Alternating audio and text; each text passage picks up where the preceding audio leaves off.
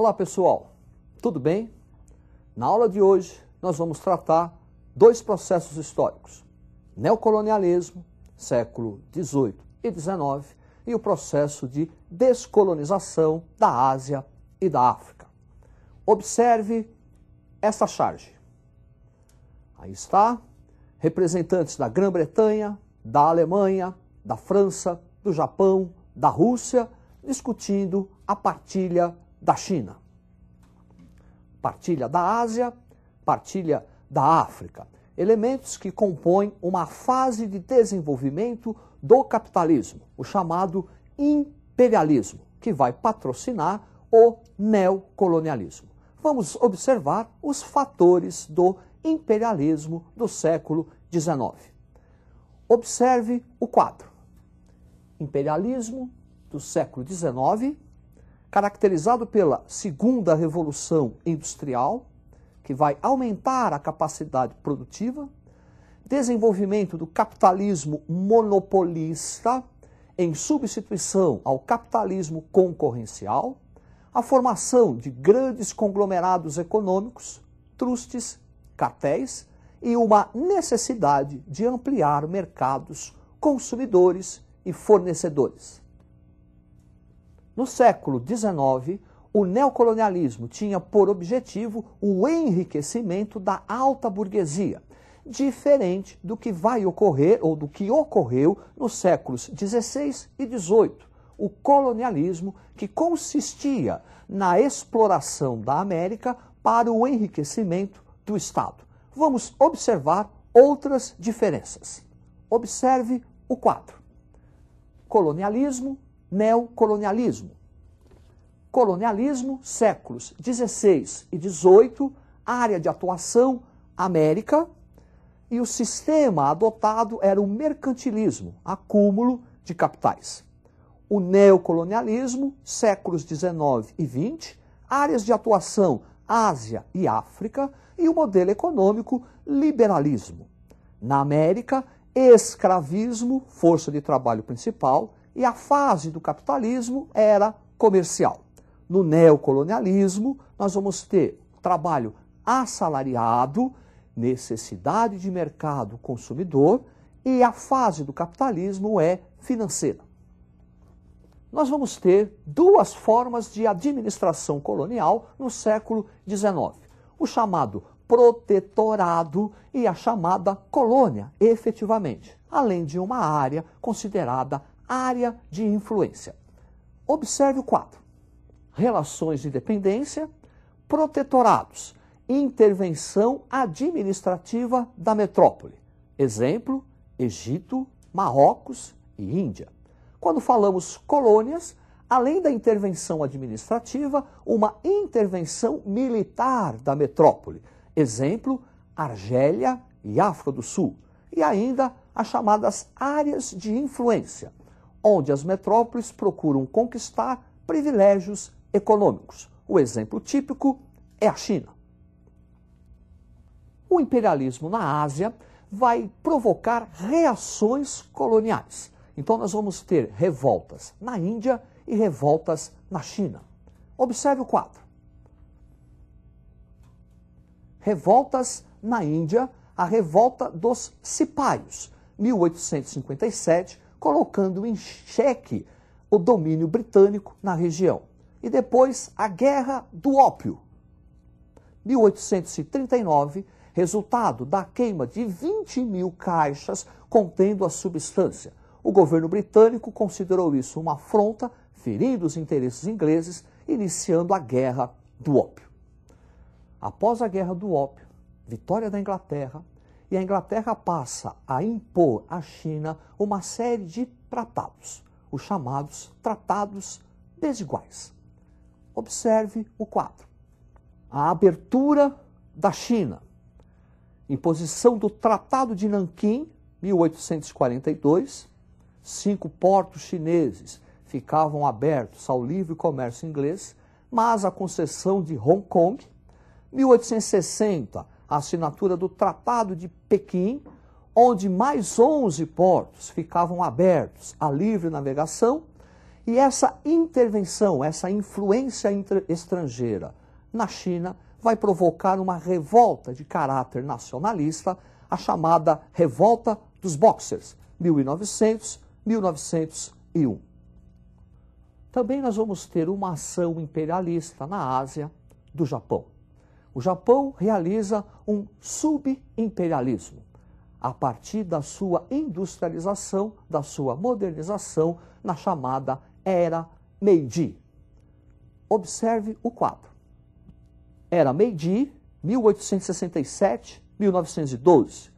É onde ocorre a chamada modernização do Japão, caracterizada pela industrialização e por um forte urbanismo. Dessa industrialização, o Japão inicia uma fase imperialista com a Guerra Sino-Japonesa contra a China, 1894-1895, quando o Japão conquista a Manchúria. Uma outra forma, uma outra ação imperialista vai ocorrer no continente africano.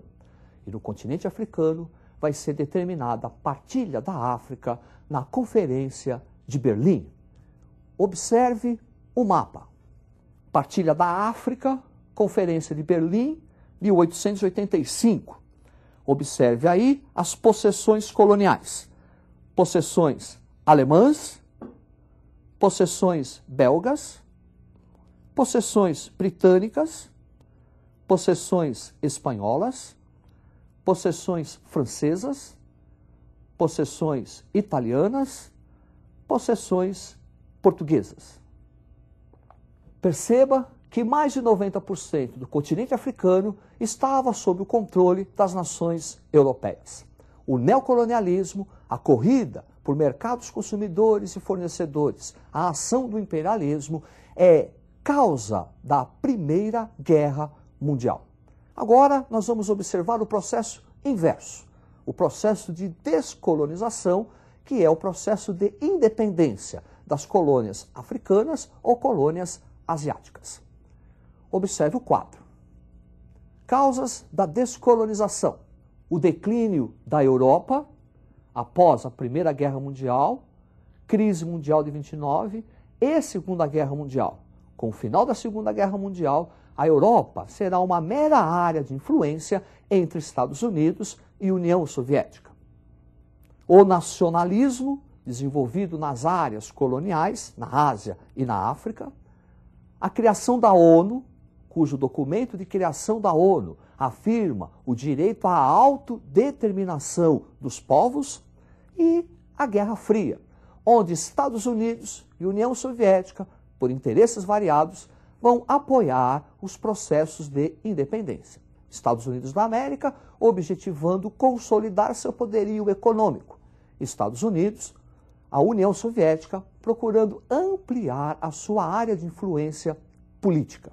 Os processos de descolonização da Ásia e da África foram de duas formas. Ou um processo violento ou pacífico.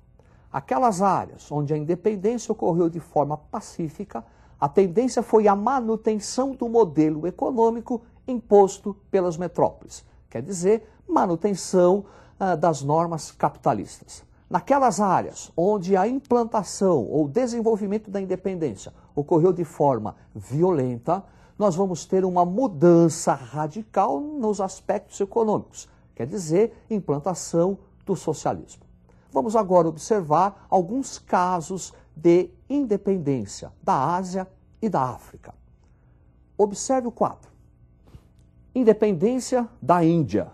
Líderes Nehru e Gandhi, que iniciam um movimento pacífico de não cooperação, baseado nas campanhas de desobediência civil e resistência passiva. Após a independência, motivada por guerras religiosas na Índia, de um lado o hinduísmo, do outro lado a religião islâmica, a Índia será dividida em duas partes. Observe o mapa. Aí está a Índia, 1947, assume independência. Depois, a divisão do território indiano, Paquistão Ocidental e Paquistão Oriental. Em 1948, a primeira grande guerra entre Índia e Paquistão pela Caxemira. E em 1971, o Paquistão Oriental proclama sua independência em relação ao Paquistão Ocidental, surgindo a República do Bangladesh. Vamos observar também independências na Ásia, da Indochina e Indonésia. Observe o quadro. Independência da Indonésia, o líder Sukarno. 1941, uma guerra de caráter nacionalista contra a ocupação japonesa. No final da guerra, outro confronto nacionalista contra a recolonização holandesa. E em 1955, o líder Sukarno vai patrocinar a famosa Conferência de Bandung, conferência que vai reunir as nações recém-independentes da África e da Ásia contra a dominação capitalista. Independência da Indochina, o líder Ho Chi Minh. 1940, uma guerra nacionalista contra a ocupação japonesa. 1946, a guerra da Indochina contra a tentativa de recolonização francesa. 1954, divisão do Vietnã pela Conferência de Genebra, Vietnã do Norte, Vietnã do Sul. Em 1960, procurando a reunificação dos Vietnãs, inicia-se a Guerra do Vietnã. Vietnã do Norte, Vietnã do Sul. O Vietnã do Sul vai receber apoio dos Estados Unidos da América. A Guerra do Vietnã se estende até 1975. E para encerrar, nós vamos observar o processo de descolonização da África, analisando o caso da Argélia e o fim do Império Português. Observe o quadro. Guerra da Argélia. 1954, é fundada a Frente de Libertação Nacional, de caráter nacionalista, pela independência da Argélia. 1957, ocorre a famosa Batalha de Argel, onde o exército francês praticamente dizima a Frente de Libertação. E em 1962 é assinado um acordo entre França e Argélia, o Acordo de Évian, nascendo a República da Argélia. Agora, o fim do Império Colonial Português. 1975, independência de Moçambique, sob a liderança do líder nacionalista Samora Machel. 1975, independência de Angola, liderança Agostinho Neto. Após a independência, Angola passa por um período de uma longa e sangrenta guerra civil. Os movimentos pela libertação de Angola possuíam um caráter regional e possuíam também bases tribais. O movimento pela libertação de Angola, a União Nacional pela Independência Total de Angola e a Frente Nacional de Libertação de Angola iniciam uma guerra civil.